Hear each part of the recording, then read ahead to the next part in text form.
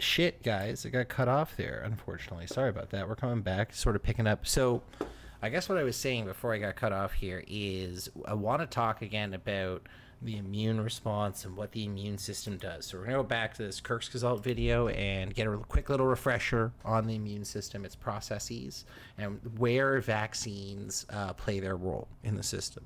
So, excuse me. The human immune system is the most complex biological system we know after the human brain, and yet most of us never learn how it works or what it is. Your immune system consists of hundreds of tiny and two large organs. It has its own transport network spread throughout your body. Every day, it makes hundreds of billions of fresh cells organized like an army with soldiers, captains, intelligence officers, heavy weapons, and crazy suicide bombers. It's not some sort of abstract entity. Your immune system is you. Your biology protecting you from the billions of microorganisms that want to consume you and from your own perverted cells that turn into cancer. It's so manifold that it's impossible to cover in one video, so we'll make a series looking at different aspects of it.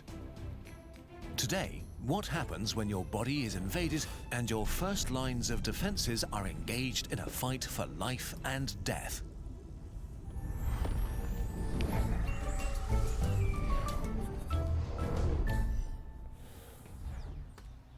It's been a normal day when suddenly the world explodes and an asteroid rips the sky open. Countless alien life forms invade, ready to destroy cities and infrastructure and eat civilians. Or this is what your cells experience. You look at your bleeding thumb that you just cut on a dirty twig in the park. How annoying. But inside the wound, a horrible catastrophe has happened. There are dead cells and blood and dirt everywhere. Even worse, countless bacteria invade the warm caverns between your helpless cells to explore their new home, steal your resources, and poop everywhere. So the reason why your mother or father or whoever always taught you to wash your hands when you were a kid is because when you don't, obviously bacteria can live outside of them. And if you have a cut or if it gets in your mouth, that bacteria can then wage a war inside of your body. Once stuff starts dying, that's when your immune system is triggered. And this kind of goes back to the whole protein conversation. We'll try and, again, keep it all relevant here. Immediately, the first stage of your defense kicks in. The cells that survived the impact or are hurt or dying scream in panic, releasing an onslaught of chemical alarm signals that awaken your immune system. The first cells to show up are macrophages. If an average cell were the size of a human, a macrophage would be the size of a black rhino. A stoic cell in principle, but you wouldn't want to annoy it. Bacteria do annoy them. Within seconds, the large cells attack and begin killing them without mercy.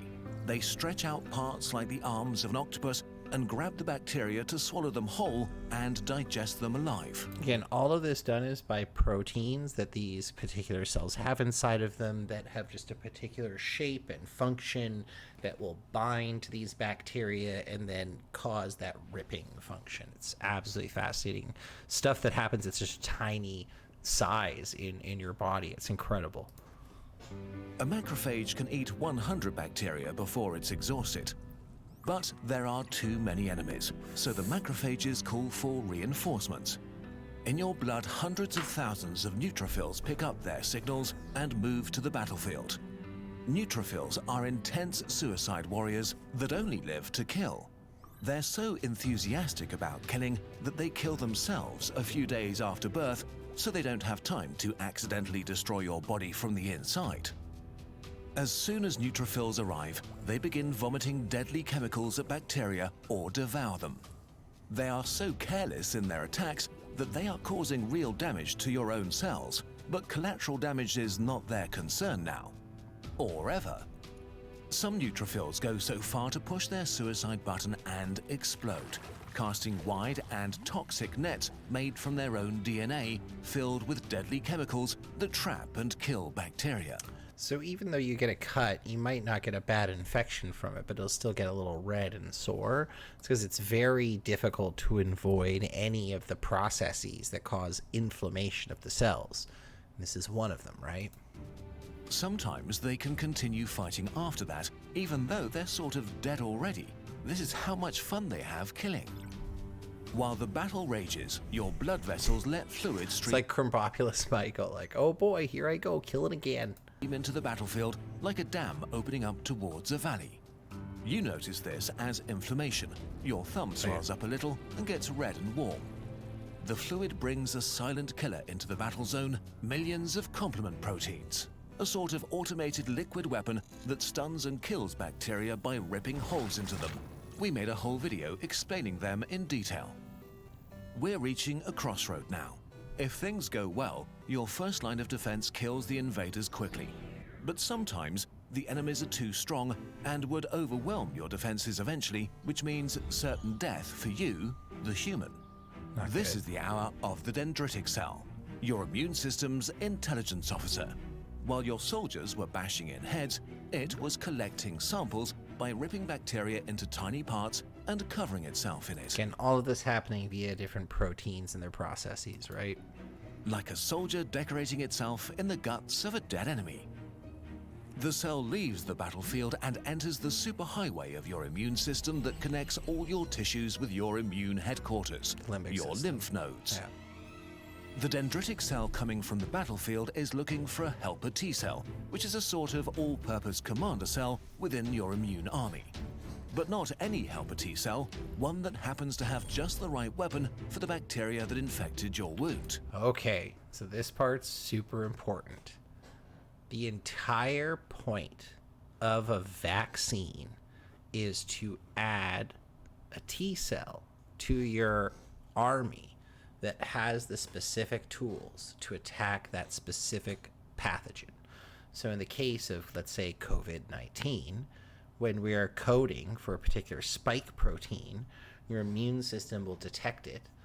Those dendritic cells will pick it up, bring it back, find a T cell that has the ability to respond to it, and then go out and do that. And if that T cell doesn't exist, it will actually synthesize the appropriate cell to respond to said pathogen. So it goes around and rubs itself, still covered in bacteria parts, against every helper T cell it meets. Most T cells are a bit disgusted and not interested. But after a few hours, something clicks. A helper T cell recognizes the bacteria parts. This cell is the weapon that's needed right now. The dendritic cell is overjoyed and activates the helper T cell. Okay, wait. How cute these videos How come are. your immune system has a cell that has a weapon against the specific bacteria that infected you? Well, your immune system has a perfect weapon against every possible disease in the universe, against the Black Death, the coronavirus, or an infection that will emerge in 100 years on Mars. We'll talk about this a bit more in the next video because it's very complex. So for now, just know that you have billions of unique helper T cells that each have weapons against every possible enemy. After the right T cell is activated, your second line of defense awakes and rises like a teenager that needs to get up on a school day, very slowly. Your heavy weapons are incredibly effective, but they're not fast. The activated helper T cell begins to clone itself over and over again. 1 becomes 2, 2 become 4, until there are thousands of them. Now they split into 2 groups. The first group quickly moves to help out your soldiers. At the battlefield, things are getting out of hand. A tired macrophage is ready to give up. After fighting for days, it just wants to go to sleep, like many of its buddies have done already. But now the helper T cells arrive. One of them comes to the tired macrophage and whispers something using special chemical signals. In a heartbeat, the demoralized soldier feels fresh again. But there's something else. A hot, white anger. The macrophage knows what it needs to do. Kill. Invigorated, it throws itself against the enemies once again. All over the battlefield, this begins to happen. Meanwhile, the second group of helper T So again, the idea would be, if a vaccine gave you the appropriate tools and you get that particular disease or that virus or that bacteria, your body has the weapons to actually fight it and kick back. So this is the process that, let's say you did get something like an mRNA vaccine for something like COVID-19, and your body was storing, the antigen that it had discovered and stored from when it was exposed to the vaccine. I'll let the video take it from here. cells was working on activating another line of defense, B cells, your antibody factories. Antibodies are protein superweapons that look like tiny crabs with two pincers to grab enemies. Just like the helper T cells, there are B cells in your body that are able to make just the right antibodies for every possible enemy. And the helper T cell is looking for exactly these B cells. After a day or two, the right B cell is found and begins to clone itself. As soon as enough clones have been made, each B cell begins pumping out up to 2,000 antibodies per second. About a week after you injured yourself and bacteria invaded, your second line of defense finally arrives in full force. The tiny army begins to saturate the battlefield, pinching and stunning desperate bacteria. The antibodies clump them together and make them unable to move or fight, while your soldiers massacre the defenseless victims. The tide is turning fast. As the last enemies are cleaned up, your soldiers realize they are no longer needed and begin to kill themselves to save resources. But not all of them. A few helper T cells remain and turn into memory cells. They will guard the tissue for years, making sure the same bacteria will never again gain a foothold here.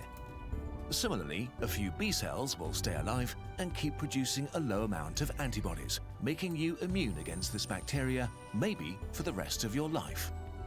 One day you wake up and notice that the wound has grown over and left nothing but a faint red mark. You were completely unaware of the drama your cells had to deal with. For you, the whole ordeal was a slight annoyance, while for millions of cells, it was a desperate fight for life and death. But this is just the beginning of the epic story that unfolds inside. Okay, we're going to skip right to part 2 because it's about the Every same living being length needs here. to fight off other living beings that want to feast on them. So as multicellular life evolved over billions of years, it came up with ways to defend itself. Today, humans have a sophisticated defense network, like physical barriers, defense cells, and weapons factories. But one of the most important defenses of our body is largely unknown: the complement system. It evolved over 700 million years ago and is an army of over 30 different proteins that work together in a complex and elegant dance to stop intruders. So currently, our scientific understanding, we can map these proteins out and we can understand, like, all right, cool, these exist. We don't know necessarily exactly how we could create them ourselves, and our process to manipulate them is pretty rudimentary. Things like AlphaFold are going to give us insight into those processes that will be able to give us control over things like the complement system with a degree of precision that could, again, be completely game-changing in the medical field. We're talking about, if someone has a particular gene disorder where a particular protein gets misfolded and thus they, suffer from XY symptom, that is something that will be able to be relatively easily corrected by just like a shot in the arm, because then by mRNA going through the process of transcription will get turned into the protein. That protein will get delivered to your body and then do its job. All in all, about 15 quintillion of them are saturating every fluid in your body right now. Guided by nothing but chemistry, these proteins are one of the most effective weapons we have against invaders. Many other parts of the immune system are just tools to activate the complement system. But it's also really dangerous.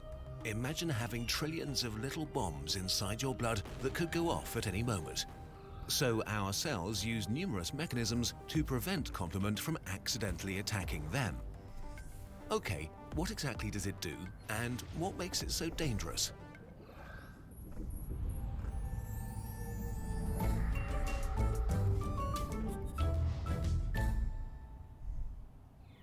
In a nutshell, the complement system does three things.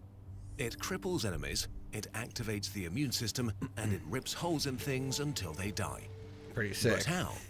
After all, these are mindless proteins randomly drifting around without will or direction.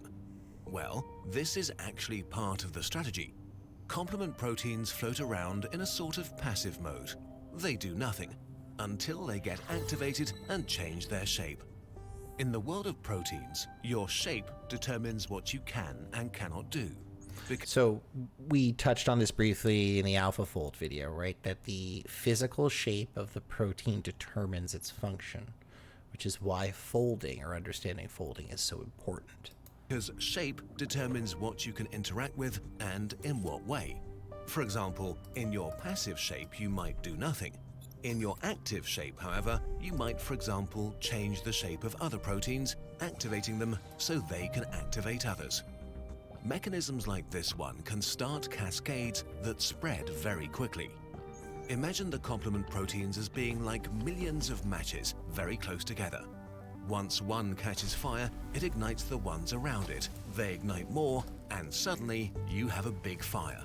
To show the actual mechanisms of the complement system is a tad complicated and overwhelming, so we'll simplify here. Now, let's imagine you cut yourself and a bunch of bacteria enter the wound and make it into the surrounding tissue. Our complement attack begins with C3. C3 is the first match, the initial spark that will start our fire. And to do that, C3 needs to switch from passive to active.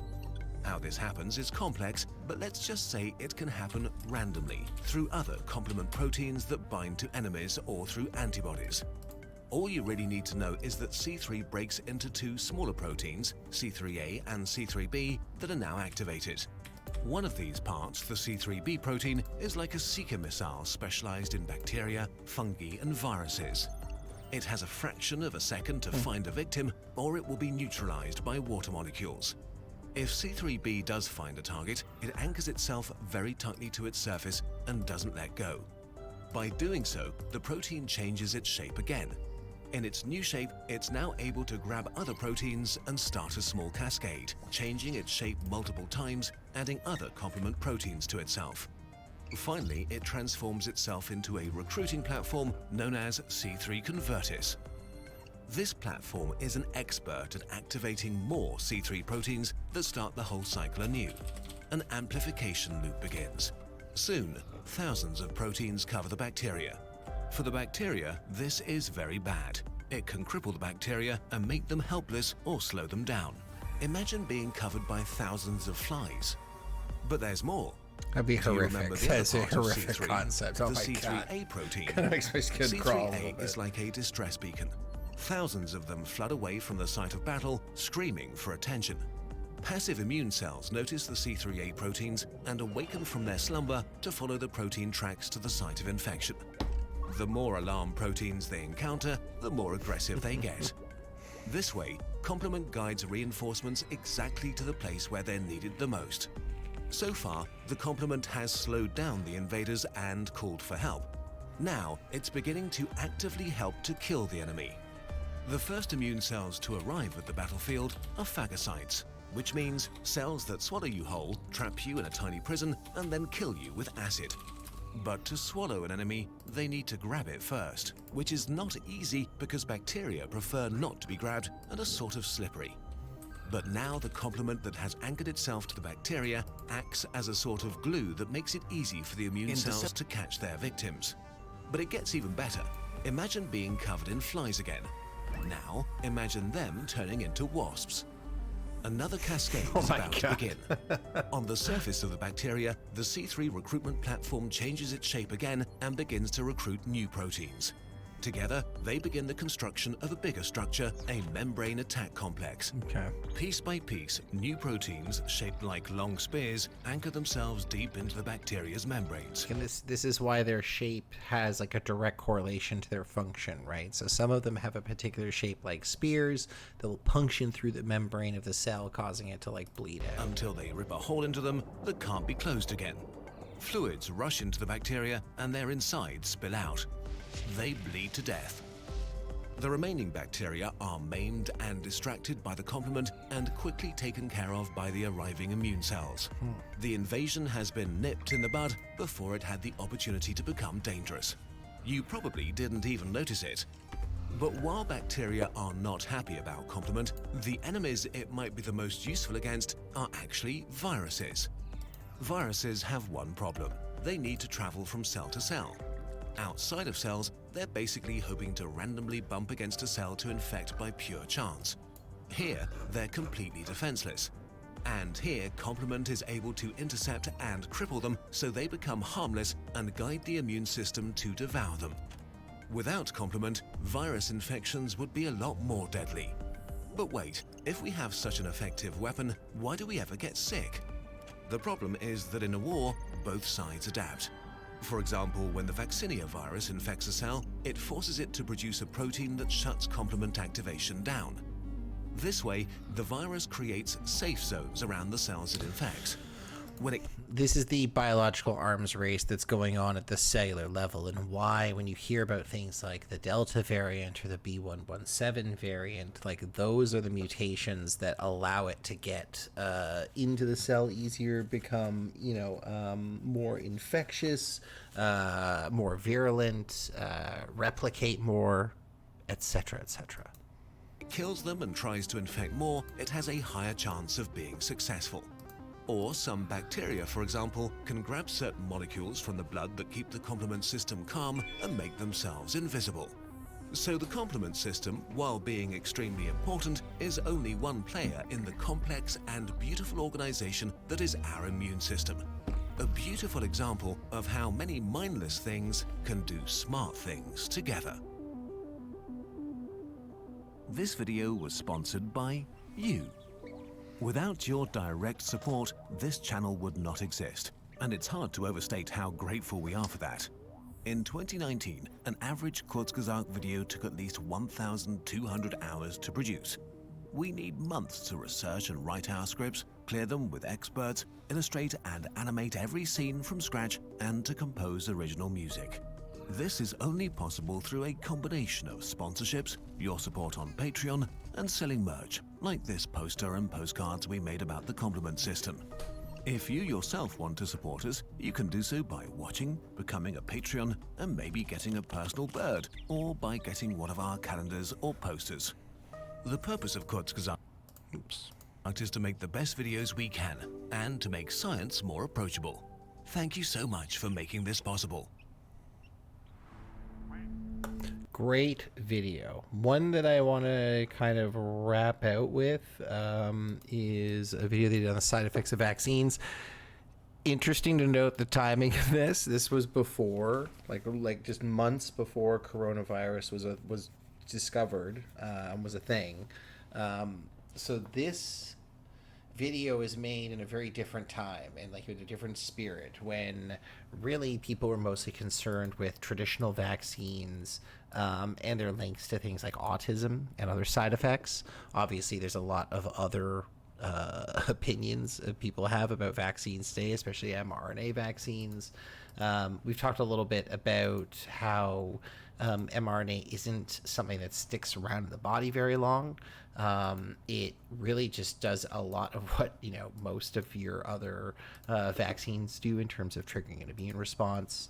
It's not hijacking the immune system. It's literally allowing the immune system to do what it naturally does. So it's a very interesting video given when it was made and before all of the stuff that's changed our lives. So let's give this a watch, and then we might wrap it up for tonight.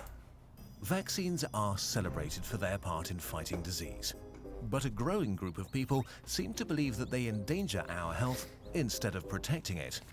The internet is full of stories about allergic reactions, the onset of disabilities, and even death following vaccination appointments. And it's true, vaccines can have side effects. Let's look at how they work and how dangerous they really are.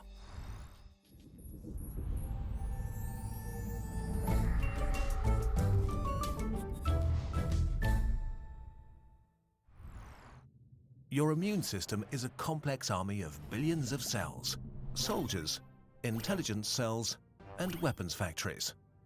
Every day you're attacked countless times, but your immune soldiers alone usually deal with that, so you don't even notice.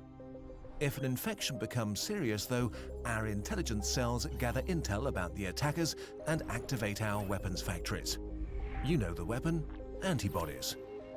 They're like targeted missiles, produced specifically to combat the invader. Unfortunately, this process takes several days to complete. That gives intruders a lot of time to do damage. Contrary to popular wisdom, what doesn't kill you doesn't make you stronger. Our bodies really don't want to fight serious wars over and over, so our immune system came up with an ingenious way to get stronger and stronger over time. If we fight an enemy that is dangerous enough to trigger our heavy weapons, our immune system automatically creates memory cells. Memory cells remain in our body for years in a deep sleep. They do nothing but remember. When an enemy attacks for a second time, the slumbering memory cells awaken and order coordinated attacks and the production of antibodies. This is so fast and effective that many infections you beat once will never make you sick again. You might even be immune against them forever, which is also why little kids are constantly ill. They don't have enough memory cells yet. And this beautiful natural mechanism is what we build on when we use vaccines. How vaccines work. As great as memory cells are, obtaining them through an infection is unpleasant and sometimes dangerous. Vaccines are a way of tricking our bodies into making memory cells and becoming immune to a disease. They pretend to be a dangerous infection. One way of doing this is to inject invaders that can't do harm, for example by killing them or by ripping them into pieces. Our immune systems deal with these kinds of vaccines pretty easily. Sometimes it's necessary to make our immune system work harder though to produce even more memory cells. Live vaccines are the real deal. An enemy that can punch back is a bigger challenge than a dead one. But this also sounds like a sort of horrible idea. What if the germs win? To avoid that, we breed a sort of weak cousin of the real germ in the lab. Just powerful enough to annoy the immune system and create enough memory cells. Okay, so these are the basic principles of vaccine use. They provoke a natural reaction in our bodies that makes us become immune against very dangerous diseases. Some, like the flu virus, mutate so often that we need a new vaccine every year, but most vaccines protect us for years, or even a lifetime. But there's a catch. Like everything in life, vaccines have another side: side effects. What are they, and what happens if your child develops one? The risks of vaccines. It's complicated to directly compare the side effects of vaccines with the effects of diseases. For example, hundreds of millions of people are vaccinated against measles in the West, but there were only 83,000 cases in Europe in 2018.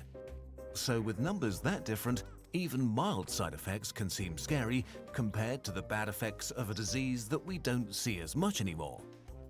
Before the measles vaccine became available in 1963, virtually every single child on Earth contracted measles at some point. An estimated 135 million cases in the 1950s, every single year. But are measles really that dangerous in the year 2019 with our advanced healthcare and new technologies?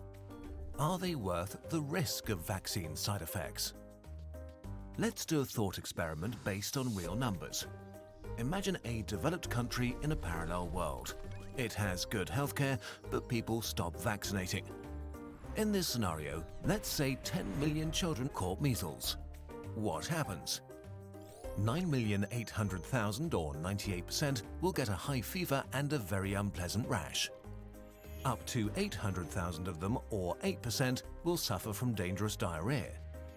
700,000 or 7% will suffer from an ear infection, which can lead to permanent hearing loss. 600,000 kids, or 6%, will suffer from pneumonia, the most dangerous effect of measles. It alone will kill 12,000 children. Up to 10,000 children, or 0.1%, will get encephalitis. 2,500 kids, or 0.025%, will contract SSPE, a disease where the measles virus lingers in their brain and kills them a few years later.